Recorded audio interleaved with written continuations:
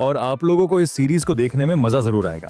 तो चलो अब वीडियो को स्टार्ट कर लेते हैं। सब कुछ तब शुरू होता है जब राक्षसों की दुनिया का दरवाजा खुल जाता है और अंदर से हजारों डरावने और भयानक मॉन्स्टर्स बाहर निकलकर इंसानों की दुनिया में तबाही मचाना शुरू कर देते हैं। इंसान जो अब तक ऐश कर रहे थे, अब उन्हें असली मजा चखने को मिलता है। लेकिन ये कोई आम कहानी नहीं है। इन राक्षसों को डीमंस कहा जाता है और इंसानों में कुछ खास लोग होते हैं जो अचानक से जाग जाते हैं और इन्हें कहते हैं हंटर्स। इंसान और डीमंस के बीच लंबी और थकाऊ लड़ाई होती है, लेकिन किसी तरह हंटर्स इन राक्षसों को कंट्रोल कर लेते हैं और इंसानों को दोबारा जीने का मौका मिलता है। धीरे धीरे बर्बाद शहरों को फिर से बसाया जाता है और लोग अपनी नॉर्मल लाइफ में वापस आने लगते हैं। लेकिन डीमंस की गिनती कम होने का नाम नहीं लेती, क्योंकि नेचुरली जागने वाले हंटर्स की संख्या बहुत कम है। डीमंस तो ऐसे लगते हैं जैसे ट्विच पर पोकेमॉन वाले सिम्स की डोनेशन कभी खत्म नहीं होते।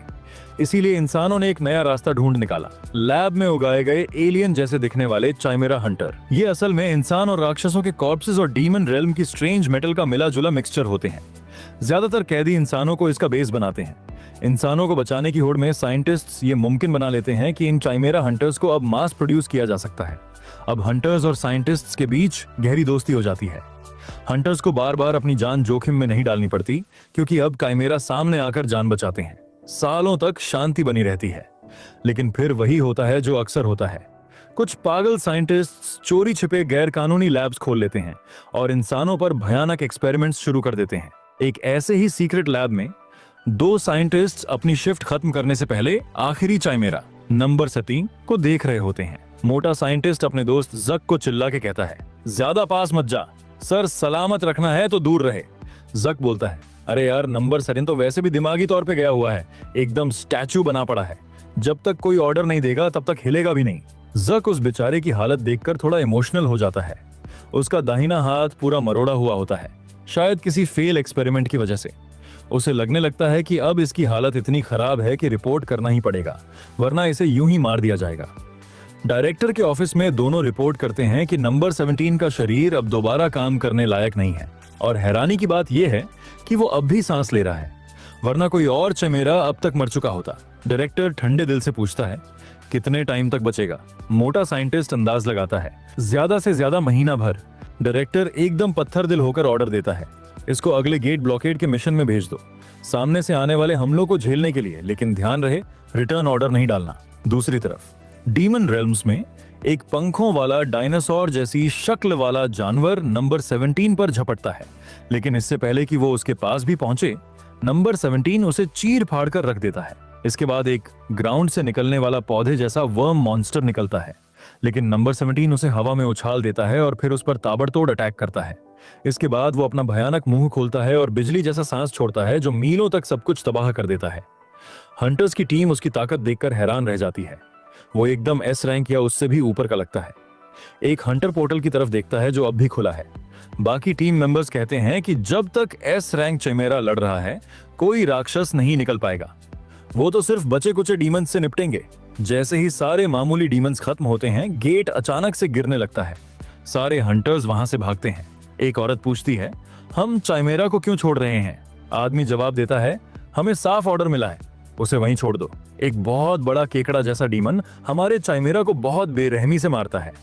औरत को उस पर थोड़ी दया आती है, लेकिन आदमी कहता है, चाइमेरास तो लैब में पैदा हुए नौकर होते हैं, ऑर्डर्स फॉलो करने के लिए बने हैं बस। हालांकि लड़ाई में उसके शरीर के टुकड़े टुकड़े हो जाते हैं, फिर भी चाइमेरा लड़ता रहता है, क्योंकि उसे लौटने का आदेश नहीं मिला।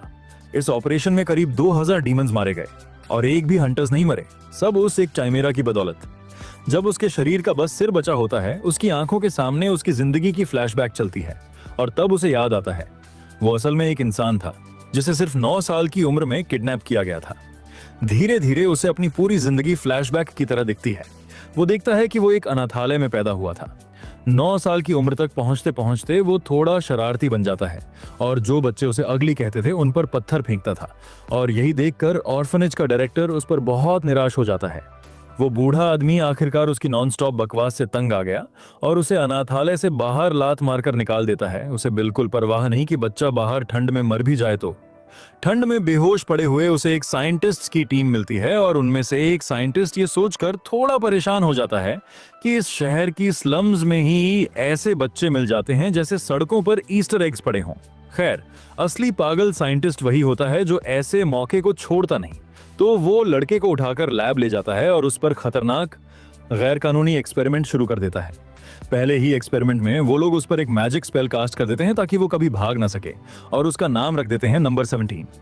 जब वो होश में आता है तो सबसे पहले देखता है कि पागल साइंटिस्ट्स कैमरा ऑन करके उसे रिकॉर्ड कर रहे हैं और साथ में उसकी नसों में S rank silk worms inject कर रहे हैं। बेचारा हिलना चाहता है लेकिन उसे जानवरों की तरह कसकर बांध रखा है, जैसे उसकी कोई इंसानी इज्जत ही नहीं। दिन बीतते जाते हैं और साइंटिस्ट लोग हैरान हैं कि नंबर 17 पर कोई साइड इफेक्ट दिख ही नहीं रहा। उसका दिमाग और सोचने की शक्ति बिल्कुल ठीक है और वो सभी मॉन्स्टर्स की एबिलिटी पर फुल कंट्रोल रखता है। बाहर से देखने पर लगता है कि वो बस 1 सेकंड दूर है स्कूल शूटिंग मोड में जाने से, लेकिन इन पागल साइंटिस्ट्स के दिमाग में बस यही चल रहा है कि ये लड़का कितना यूनिक और कमाल का है। वो लोग उस पर हर तरह के मॉन्स्टर सेल्स इंजेक्ट करना जारी रखते हैं और 6 ईयर के बाद वो एक काइमेरा हंटर बन चुका होता है जो एक ही हमले में डीमंस को खत्म कर सकता है। एक वॉर में वो ऐसा लेजर बीम छोड़ता है जो बग टाइप मॉन्स्टर्स को भून देता है और रोड के मीलों तक का जमीन साफ कर देता है। एक माँ अपने और अपनी बेटी की जान बचाने के लिए उसे थैंक्स कहती है, जबकि घायल हंटर माफी मांगता है कि उसे एक छोटे लड़के पर निर्भर होना पड़ा। लेकिन हमारा लड़का कहता है कि वो ठीक है, वो अंदर से बिल्कुल कोल्ड महसूस कर रहा है। कुछ सालों बाद उसका हिप्नोसिस अचानक टूट जाता है और वो सोचने लगता है कि आखिर वो इतने सालों से कर क्या रहा था, जिससे साइंटिस्ट को भी पता चल जाता है कि अब साइड इफेक्ट्स उभरने लगे हैं। वक्त बीतता है और उस पर 500 से ज्यादा मॉन्स्टर्स के सेल्स इंजेक्ट कर दिए जाते हैं, यहाँ तक कि वो कुछ ऐसा दिखने लगता है जिसे इंसान कहना भी मुश्किल हो जाए। और करीब 20 साल बाद वो एक विशाल ड्रैगन जैसे कुत्ते में बदल जाता है जिसके पास कोई आत्मा नहीं होती और इतना घिनौना लगता है कि आम लोग उसे देखकर अपनी आंखें बंद कर लेना चाहेंगे। लेकिन फाइनली उसका ये कुत्ते से भी घटिया लाइफ आखिरकार खत्म हो जाता है और उसके अंदर की सिर्फ एक हड्डी बचती है। लेकिन तभी वो हड्डी अचानक हवा में तैरने लगती है और उसका पूरा शरीर रिजेनरेट होने लगता है, जब तक कि चाइमेरा नंबर 17 फिर से पैदा नहीं हो जाता। मगर इस बार वो एक हैंडसम ह्यूमन बनकर लौटता है जिसके 6 पैक्स और एब्स पत्थर जैसे सॉलिड होते हैं। अपने इस पागलपन भरे रिवाइवल से हक्का बक्का होकर वो खुद से पूछता है कि क्या वो फिर से इंसान बन गया है। उसे लगता है कि क्योंकि वो मॉन्स्टर सेल्स अब भी उसके अंदर हैं, तो शायद वो पूरी तरह इंसान नहीं है। खासकर जब वो आसानी से अपने नुकीले पंजे घुमाता है जैसे वो किसी apex predator fashion line launch करने वाला हो। लैब से कोई उसे वापस खींचने नहीं आया तो हमारा लड़का मान लेता है कि उसे छोड़ दिया गया है। फिर उसे ध्यान आता है कि उसकी बाहीं पर जो लैब न्यूमर हुआ करता था वो अब गायब है और इससे वो सोचने लगता है कि आखिरकार उसने लैब से अपने सारे रिश्ते तोड़ दिए हैं। अब जब उसके पास ऐसा शरीर है जो खुद नर्क से भी ज्यादा हॉट है, वो सोचता है कि शायद ये किसी इमॉर्टल टाइप मॉन्स्टर की एबिलिटी है, वही जो 3 बार तक रिवाइव हो सकता है जब तक उसका कोर नष्ट न कर दिया जाए। लेकिन एक बात अब भी उसे परेशान करती है कि साइंटिस्ट्स हमेशा कसम खाकर कहते थे कि इंसानी और इमॉर्टल मॉन्स्टर्स के सेल्स कभी मिक्स नहीं हो सकते, लेकिन अब वो पूरी तरह अल्फा मोड में है और उसकी हालत देखकर तो जॉनी ब्रावो भी बैकग्राउंड कैरेक्टर लगे। शायद जो भी साइड इफेक्ट्स थे वो अब मिट चुके हैं, क्योंकि उसे याद है कि उसका दिमाग हमेशा धुंधला और किसी मैजिक चेन में बंधा हुआ लगता था, लेकिन अब वो पहले से कहीं ज्यादा आजाद महसूस करता है। तो वो सोचता है कि अब जब उसके गुलामी वाले दिन खत्म हो गए हैं और जब वो बस एक आज्ञाकारी पालतू कुत्ते जैसा नंबर 17 कहलाता था, तो अब उसे लग रहा है कि शायद अब वक्त आ गया है कि वो एक इंसान की तरह जीना शुरू करे। वैसे भी वो नाम तो बस यूं ही बिना मतलब उसके ऊपर चिपका दिया गया था। वो अपने असली नाम को याद करने की कोशिश करता है, लेकिन तभी अचानक एक फ्लैशबैक में चला जाता है जहां एक बूढ़ा साइंटिस्ट जो उसे पागल बोलता था लेकिन फिर भी कहता था कि अब से लोगों की मदद करना। उस टाइम तो वो अपने पूरे हिप्नोसिस फेस में था और उसने कोई जवाब नहीं दिया। अब प्रेजेंट में लौटकर वो उस सलाह को बकवास बताता है और हंस देता है कि एक स्लम में पैदा हुआ अनाथ किसी की मदद करेगा। जैसे ही वो सनसेट की तरफ देखता है, उसके एब्स ऐसे चमक रहे होते हैं जैसे अलग से लाइटनिंग लगाई गई हो। वो एक पल के लिए बदला लेने के बारे में सोचता है, लेकिन फिर उसे छोड़ देता है, क्योंकि बदला लेने के लिए सामने वाला जिंदा होना चाहिए। और अब तो इतने साल हो चुके हैं कि वो गुस्सा भी बस एक हल्की खुजली जैसा लगने लगा है। वैसे भी अभी इंसानों की दुनिया का कोई रास्ता खुला नहीं है, तो वो सोचता है कि जब कभी उनसे मिलेगा तब बात होगी। अभी के लिए वो बदले की बात छोड़ देता है और आगे के रास्ते पर ध्यान देने का फैसला करता है। अपने नए शानदार शरीर को देखते हुए, जहां एक डिवाइन लाइट उसके प्राइवेट पार्ट को ढक रही होती है, वो तय करता है कि अब से वो एक सही इंसान की तरह जीने की कोशिश करेगा, उस वक्त की भरपाई के लिए जो उससे छीन लिया गया। जैसे ही वो आगे बढ़ता है, उसे याद आता है कि शायद अब उसे कुछ पहन लेना चाहिए, लेकिन तभी उसे अजीब ख्याल आता है। कि उसे याद ही नहीं कि आखिरी बार उसने कपड़े कब पहने थे। वो अपना दिमाग दौड़ाता है कि कौन सा मटेरियल पहनने लायक होगा, लेकिन कुछ भी समझ नहीं आता। तो फिर वो वही करता है जो कोई भी जंगल से निकला इंसान करेगा, चारों तरफ नजर घुमाने लगता है और जल्द ही उसे कुछ दिख जाता है। आगे चलते हुए उसे एक बर्ड जैसे मॉन्स्टर की लाश दिखती है और उसे लगता है कि शायद ये किसी टेरिटोरियल वॉर में मरा होगा, लेकिन शरीर पर कोई चोट या घाव नहीं दिखते, जिससे उसे अंदाजा होता है कि शायद ये पॉइजन से मरा है। वैसे ये उसके लिए अच्छा ही है, क्योंकि शरीर एकदम ताजा है और स्किन निकालने लायक बढ़िया हालत में है। वो बड़े आराम से अपने हाथ को एक बड़ी तलवार में बदल लेता है, जैसे बटर नाइफ उठा रहा हो, और उसे लैब में बताई गई बातें याद आती हैं कि स्किन निकालते वक्त पेट से शुरू करना चाहिए और फिर हाथ पैरों पर जाना चाहिए। वो काम शुरू करता है, लेकिन जैसे ही पेट काटता है उसमें से पर्पल गैस निकलती है। उसे झट से समझ आता है कि ये जहर है, मगर वो जरा भी घबराता नहीं और उसे ऐसे सूंघता है जैसे कोई इत्र हो। बस बदबू से चिढ़ होती है, क्योंकि अब उसे स्किन धोनी पड़ेगी। कुछ देर बाद जब वो उस ओवरसाइज्ड मुर्गे की खाल निकाल चुका होता है तो उसे लगता है कि पहली बार के हिसाब से काम ठीक ही किया है। फिर वो लेदर धोने नदी की ओर जाता है, लेकिन जैसे ही खाल निकालता है वो नोटिस करता है कि अब वो सख्त हो चुकी है, जबकि पहले एकदम नरम लग रही थी। उसे लगता है कि ये शायद उस मॉन्स्टर की स्पेशलिटी हो। तभी उसे अचानक एक आइडिया आता है, जैसे कोई डिवाइन इंस्पिरेशन मिली हो, और वो खाल को जमीन पर फैला के उस पर मुक्के बरसाने लगता है, जैसे उसने उधार न चुकाया हो। मारते मारते वो सोचता है कि क्या लोग ऐसे ही लेदर नरम करते हैं या फिर वो बस मेहनत बर्बाद कर रहा है। लेकिन कुछ देर की मार धाड़ के बाद खाल फिर से नरम हो जाती है और वो बड़े गर्व से उसे उठाकर देखता है। फिर वो उस नंगी लाश के पीछे छुपकर थोड़े एडजस्टमेंट करता है और तभी उस मॉन्स्टर के सिर पर एक छोटी सी आग जलती है। उसकी आंखें खुल जाती हैं और वो साफ तौर पर इस बात से परेशान लगता है कि कोई उसका चमड़ा ऐसे निकाल रहा है जैसे गिफ्ट रीपिंग हो। चेओन जल्दी से खाल में छेद करके उसे पहन लेता है और लते से उसे बांध लेता है। अब वो नए लुक में तैयार है और उसे खुद पर काफी फख्र भी होता है। उसे खाल के अंदर थोड़ा जहर बचा हुआ दिखता है, लेकिन उसे साफ करना झंझट लग रहा है तो छोड़ देता है। तभी वो पक्षी जैसा मॉन्स्टर एक जोरदार चीख मारता है, जिससे क्याओन चौंक जाता है, क्योंकि उसे सच में लगा था कि ये मर चुका है। वो मॉन्स्टर तड़पने लगता है और ऐसा लगता है कि वो इंसानों की बातें भी समझ सकता है, जो क्याओन को थोड़ा अजीब लगता है। उसे लगता है कि शायद ये भी इमॉर्टल टाइप का मॉन्स्टर है, क्योंकि पहले तो इसकी सांस भी नहीं चल रही थी। पहले होता तो शायद क्याओन इसे भून कर खा गया होता, लेकिन अब जब वो कमजोर और बेबस दिखता है तो उसे लगता है कि इसकी जान बख्श देनी चाहिए। वो मुस्कुराकर कहता है कि आज इसकी किस्मत अच्छी है और इसे दूसरी जिंदगी का मौका मिल गया है। फिर चलता बनता है। जाते जाते कैजुअली बोलता है कि अगर किस्मत ने मजा दिखाया तो फिर मुलाकात होगी। कुछ देर बाद वो एक गुफा में पहुंचता है और ऐसे इधर उधर देखता है जैसे नया घर देख रहा हो। तभी एक बहुत बड़ा सेंटीपीड अचानक उसके सामने कूदता है, लेकिन क्याओन की एक भी भौं नहीं हिलती। वो कीड़ा हमला करता है, लेकिन चेओन ज्यादा परेशान इस बात को लेकर है कि यहाँ की रोशनी रहने लायक है या नहीं। एक ही वार में वो कीड़े का सिर काट देता है जैसे मच्छर मार दिया हो, और मन ही मन ये गुफा अपनी लिस्ट से हटा देता है। इसके बाद वो एक बर्फीले पहाड़ी इलाके में पहुंचता है, जहां एक येटी डर के मारे जमे हुए हालत में पड़ा होता है। शायद उसे देखकर ही डर गया हो, जैसे किसी हॉरर फिल्म में भूत दिखा हो। पहले भी क्याओन ने इन येतियों की बुरी हालत कर दी थी, लेकिन यहाँ रहना इसीलिए कैंसिल कर देता है क्योंकि खाने का इंतजाम बहुत मुश्किल होगा। फिर वो एक जंगल में जाता है, लेकिन वहां के मशरूम्स इतनी बदबू मारते हैं जैसे किसी ने ऑफिस में मछली माइक्रोवेव कर दी हो। तो वो जगह भी रिजेक्ट हो जाती है। वो आगे चलता रहता है, किसी डरावनी छिपकली वाली गुफा से लेकर एक ज्यादा ही आरामदायक लग रहे ज्वालामुखी तक, लेकिन कोई भी जगह उसे जमती नहीं। आखिर में वो एक खाई के किनारे पहुंचता है और वहां से दिखने वाला नजारा देखकर दंग रह जाता है। उसे यकीन नहीं होता कि राक्षसों की दुनिया में भी इतनी खूबसूरत जगह हो सकती है। वो पूरे इलाके को अच्छे से देखना चाहता है और बिना सोचे समझे खाई से कूद जाता है और एक जोरदार स्पीड से जमीन पर गिरता है, जिससे कोई और होता तो रीढ़ की हड्डी तोड़वा बैठता। वहां उसे साफ पानी वाली नदी दिखती है और मछलियां भी अच्छी तादाद में हैं। कुछ बड़ी मछलियां हवा में कूदकर उसे काटने की कोशिश करती हैं और वो सोचता है कि इन्हें कैंपिंग के टाइम भूनकर खाया जा सकता है। थोड़ी गहराई से सोचने पर उसे लगता है कि ये जगह एकदम परफेक्ट है। साफ हवा है, फूल हैं, मछलियों की भरमार है, यानी नेचुरल फिश फार्म। तो अब वो पक्का करता है कि अपना घर यहीं बनाएगा और उसे नाम देता है चाओन डू वून हाउस। वहीं दूसरी ओर राक्षसों की दुनिया के एक दूर दराज हिस्से में हवा में एक चमक उठती है और एक पोर्टल खुलता है, जिसमें से कुछ निकलकर जमीन पर जोर से गिरता है।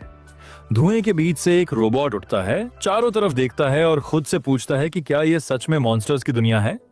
दूसरी तरफ क्याओन कुछ देर वहां की खूबसूरती को देखता है, साफ हवा और रंग बिरंगे फूलों को महसूस करता है और सोचता है कि हाँ, ये जगह मेरे घर बनाने के लिए एकदम सही है।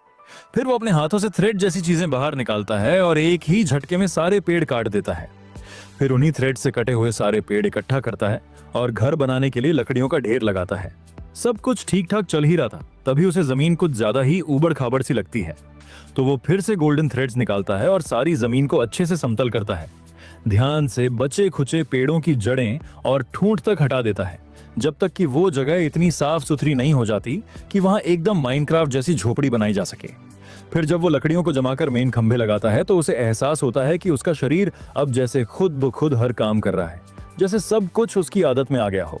और तभी उसके मन में सवाल आता है कि शायद लोग इसी को फ्री विल कहते हैं, क्योंकि ये पहली बार है जब वो कुछ ऐसा बना रहा है जो सच में सिर्फ उसका अपना है।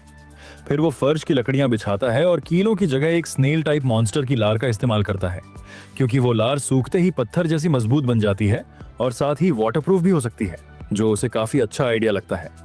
जब उसका मेन स्ट्रक्चर बनकर तैयार हो जाता है तो वो उसे थोड़ा फिनिशिंग टचेस देने के लिए छत पर सिल्कवर्म के काकोफिन के रेशे बिछा देता है, जिससे उसे थोड़ा सुकून भी मिलता है कि शायद अब मॉन्स्टर भी उस पर हमला करने नहीं आएंगे। अब झोपड़ी काफी आरामदायक लग रही थी और लगभग पूरी भी, लेकिन वो रुककर सोचने लगता है कि एक सही इंसानी घर में और क्या क्या होना चाहिए। फिर उसे याद आता है कि लैब में रहते हुए वो लोग पुराने जमाने के इंसानी घरों की वीडियो दिखाया करते थे, जब गेट्स खुले भी नहीं थे। वो सोचता है कि ज्यादातर घरों में या तो कोई पेट होता था या लोग अपने यार्ड में कुछ ना कुछ उगाते थे, और क्योंकि डॉग्स जैसी चीजें डीमन वर्ल्ड में तो है नहीं, तो उसे लगता है कि बेस्ट ऑप्शन है कुछ पौधे उगाना और एक छोटा सा गार्डन बना लेना। थोड़ी देर सोचने के बाद और आसपास के क्लाइमेट को देखने के बाद वो तय करता है कि मांड्रागोरा उगाना सही रहेगा, खासकर जब पास ही बर्फीला पहाड़ है जो उनके नेचुरल हैबिटेट जैसा है। जब वो बर्फ से ढके पहाड़ी इलाके में चढ़ाई कर रहा होता है तो उसे याद आता है कि मैंड्रागोरा आमतौर पर मना रिच पीक्स में उगते हैं। चारों तरफ जमी बर्फ देखकर उसे वो दिन याद आता है जब उसे किडनैप्ड करके लैब में ले जाया गया था। अजीब बात है, अब उसे वो पल भी किसी किस्म की ब्लेसिंग जैसा लगने लगा है, क्योंकि चाइमेरा बनने के बाद अब उसे ना तो ठंड में मरने की चिंता है और ना ही भूख से बेहाल होने की। कुछ देर बाद उसे हाय माना का एहसास होता है और वो समझ जाता है कि अब वो करीब पहुंच गया है, और जैसा कि उसने सोचा था उसे आखिरकार मंड्रागोरा की जड़ें दिख जाती हैं। ये कुछ सनफिश जैसे दिखते हैं जिनके सिर पर पत्ते होते हैं, और ये बहुत ही ज्यादा स्ट्रेस सेंसिटिव होते हैं। मतलब जरा सा माहौल बदला नहीं कि मुरझा जाते हैं या मर जाते हैं। वो सोचता है कि छोटे और नए पौधे लेना ज्यादा सही रहेगा, क्योंकि शायद वो नई जगह पर खुद को ढाल लें। तो वो बड़े ध्यान से 3 मंड्रागोरा चुनता है, खुद को मानसिक रूप से उस जबरदस्त चीख के लिए तैयार करते हुए जिसके लिए वो बदनाम है, लेकिन उसके हर अंदाजे को झुठलाते हुए पहला छोटा सा मंड्रागोरा आराम से सो रहा होता है, एकदम किसी बच्चे की तरह खर्राटे मारते हुए। बाकी 2 भी बाद में मिलते हैं, वो भी नींद में होते हैं और नींद में बड़बड़ा भी रहे होते हैं। ये देखकर वो थोड़ा चौंकता है, लेकिन फिर उसे याद आता है कि असल में मंड्रागोरा की चीख लैब में बनाई गई डरावनी कहानी थी, जहां उन्हें कम मना वाली टेंशन भरी जगहों में जबरन उखाड़ा जाता था तो वो रोने चिल्लाने लगते थे। तो अब उसे लगने लगता है कि शायद अब वो शांत हैं, क्योंकि डीमन वर्ल्ड का वातावरण उनके लिए अनुकूल है। लेकिन फिर भी ये थोड़ा अजीब है कि वो ना भागने की कोशिश कर रहे हैं ना विरोध कर रहे हैं। फिर उसे ख्याल आता है कि शायद वो उसे अपना सा मानते हैं, आखिरकार उसके शरीर में भी तो मैंड्रागोरा की सेल्स मिली हुई हैं। वो उन्हें बड़े प्यार से अपनी कमर में बांध लेता है, मन ही मन खुश होता है कि वो शांति से हैं और स्ट्रेस में नहीं।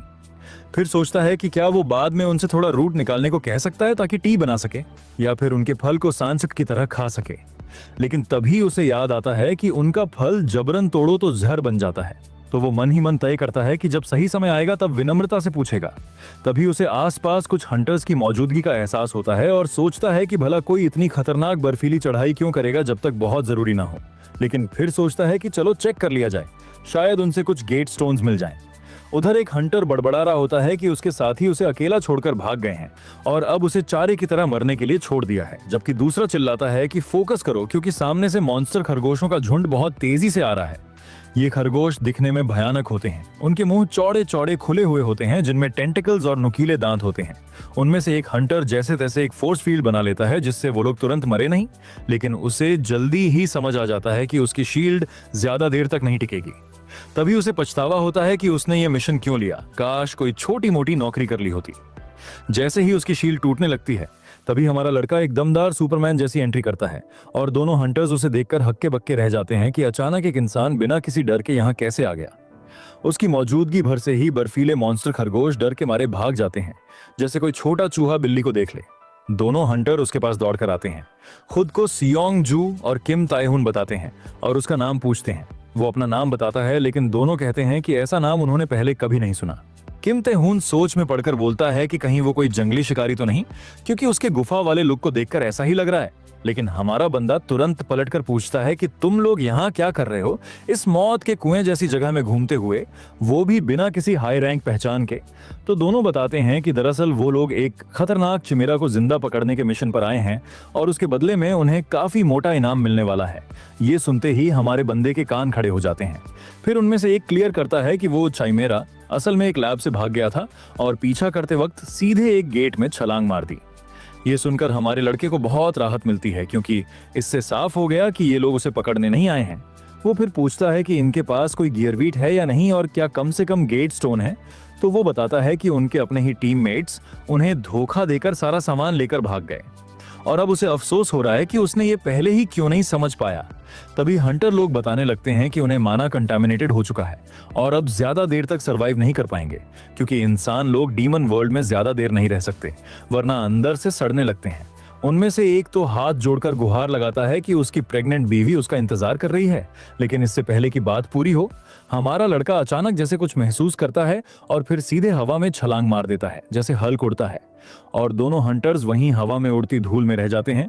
उधर चिमेरा, जो दिखने में आधा रोबोट जैसा है और वो एक चट्टान के किनारे खड़ा है। तभी वही शिकारी जो पहले धोखा देकर भागे थे उसे घेरने की कोशिश करते हैं, लेकिन चिमेरा धीरे से मुड़कर उन्हें देखता है और साफ कर देता है कि अब वो सबको मिटा डालेगा।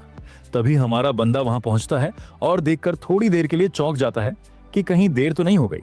सामने जमीन पर खून और टूटे फूटे गियर बिखरे हैं। वहीं एक नीला एनर्जी बॉल भी धीरे धीरे बुझ रहा है। वो सोचता है कि शायद वो हंटर्स फिर से भाग गए होंगे और अपना सारा लूटपाट भी यहीं छोड़ गए। फिर जब वो पैरों के निशान देखता है तो लगता है कि उस टेस्ट सब्जेक्ट ने शायद बीच लड़ाई में ही रूप बदल लिया था। उसे याद आता है कि शिकारी ने बताया था कि वो लैब में बना एक लिक्विड मेटल से तैयार किया गया चिमेरा है, जो किसी भी रूप में बदल सकता है। लेकिन मेटल की कीमत बहुत ज्यादा होने की वजह से उसे छोटा बच्चा जैसा बनाया गया। चियोन नीचे खाई में देखता है और खुद को हंसी रोकने में मुश्किल होती है कि ये छोटा सा मैकेनिकल शैतान कैसे 5 बी रैंक हंटर्स की बैंड बजा गया। उधर 2 घायल हंटर्स बुरी हालत में पड़े हैं। किम अपने दोस्त स्योंजू को झकझोरते हुए कहता है कि हार मत मान, लेकिन स्योंजू खांसते हुए कहता है कि उसका पूरा शरीर अब कंटामिनेट हो चुका है और उसका टाइम आ गया है। लेकिन किम मानता नहीं और कहता है तेरे पास फैमिली है। फिर स्योंजू आखिरी ताकत से कहता है कि मेरी फैमिली से माफी मांग लेना, लेकिन किम चिल्लाता है कि मिरेकल्स होते हैं। तभी कोई सामने आता है जिससे किम एकदम सतर्क हो जाता है, लेकिन देखता है कि चियोन डोवून ही है जो आराम से चलकर वापस आ रहा है और उनका सारा सामान भी साथ में है। शिकारी उसे देखते ही दौड़कर उसके सामने घुटनों के बल गिर पड़ता है, जैसे भगवान आ गया हो, और हाथ जोड़कर चियोन से जान बचाने की भीख मांगता है। चियोन पहले थोड़ा कंफ्यूज रहता है, फिर उसे याद आता है कि उसने पहले बोला था कि उसके पास कोई गेट स्टोन नहीं है। तभी किम अपनी जेब से 2 चेक निकालता है, 10-10 मिलियन येन के, और गिड़गिड़ाकर कहता है कि बस एक गेट स्टोन दे दो, अगर अभी नहीं निकले तो पक्का मर जाएंगे। चियोन पैसों को घूरता है और दिमाग में उसका टोटल जोड़ने लगता है। उसे पता है कि इस दुनिया में ये पैसे बेकार हैं, लेकिन अगर वो वापस ह्यूमन वर्ल्ड गया तो ये बहुत काम आएंगे। इसके बाद वो गेट स्टोन निकालता है। किम सीधा 90 डिग्री झुक जाता है और बार बार धन्यवाद बोलता है कि ये एहसान वो कभी नहीं भूलेगा। फिर वो भागकर अपने साथी के पास जाता है और चिल्लाता है कि अब वो निकल रहे हैं। चियोन वहीं खड़ा सोच रहा होता है कि इन चेक्स को कहाँ रखे। तभी वो पूछता है कि इन दिनों गेट स्टोन का रेट क्या चल रहा है, तो उसे बताया जाता है कि 1 करोड़ येन तक चला गया है। चियोन सिर खुजाता है और कहता है कि लगता है जरूरत से ज्यादा पैसे ले लिए। फिर वो शियोंजू के कंधे पर हाथ रखकर बोलता है कि कुछ चेंज वापस दे देता हूँ। किम पहले समझ नहीं पाता, लेकिन फिर उसे दिखता है कि चियोन अपना माना सीधे शियोंजू के अंदर ट्रांसफर कर रहा है। किम एकदम घबरा जाता है और चिल्लाता है कि रुक जा, ऐसा करना बहुत रिस्की होता है। अगर मना गलत तरीके से रिएक्ट कर गया तो दोनों की मौत हो सकती है। किम तो यही सोचता है कि अब सब खत्म, लेकिन तभी शियोंजू एकदम झटके से उठ बैठता है, जैसे किसी ने रीसेट बटन को दबा दिया हो। उसके अंदर की सारी डिमोनिक एनर्जी साफ हो चुकी होती है। वो किम को गले लगा लेता है और रोने लगता है, और किम वहीं खड़ा रह जाता है शॉक में। समझ ही नहीं आता कि ये सब क्या हुआ। चियोन चुपचाप मुड़कर वापस जाने लगता है और पीछे से शियोंजू चिल्लाता है कि वो ये एहसान कभी नहीं भूलेगा। किम अभी भी खड़ा सोच रहा होता है कि ये बंदा है कौन। हमारा लड़का वापस अपने घर पहुंचता है। दरवाजे के बाहर 1 सेकंड रुकता है, फिर चैन की सांस लेता है, क्योंकि कोई घुसपैठिया नहीं है। अंदर मंड्रागरा प्लांट्स नींद से जाग रहे होते हैं, लेकिन उनके पत्ते उदास और सूखे दिखते हैं, जो तुरंत अलार्म बजा देता है। तो वो तुरंत खेती में लग जाता है। जब सारे पौधे मिट्टी में लग गए तो चियोन सोचता है कि क्या अब ये ठीक हो जाएंगे, लेकिन वो अभी भी काफी मुरझाए हुए लग रहे हैं। वो उनकी उदास शक्लों को देखता है और सोचता है कि शायद इन्हें अपनी पुरानी जगह से उखाड़े जाने का दुख है, या फिर ये भूखे हैं। दूसरी थ्योरी को चेक करने के लिए वो थोड़ी सी अपनी माना मिट्टी में डाल देता है। बस फिर क्या, वो मॉन्स्टर पौधे एकदम से ऐसे खड़े हो जाते हैं जैसे किसी ने उन्हें एकदम स्ट्रांग कॉफी पिला दी हो। चियोन को यह देखकर बड़ी खुशी होती है। जब वो अपने नए पत्तेदार रूममेट्स से बातें कर रहा होता है, तभी उसे पीछे किसी की मौजूदगी का एहसास होता है।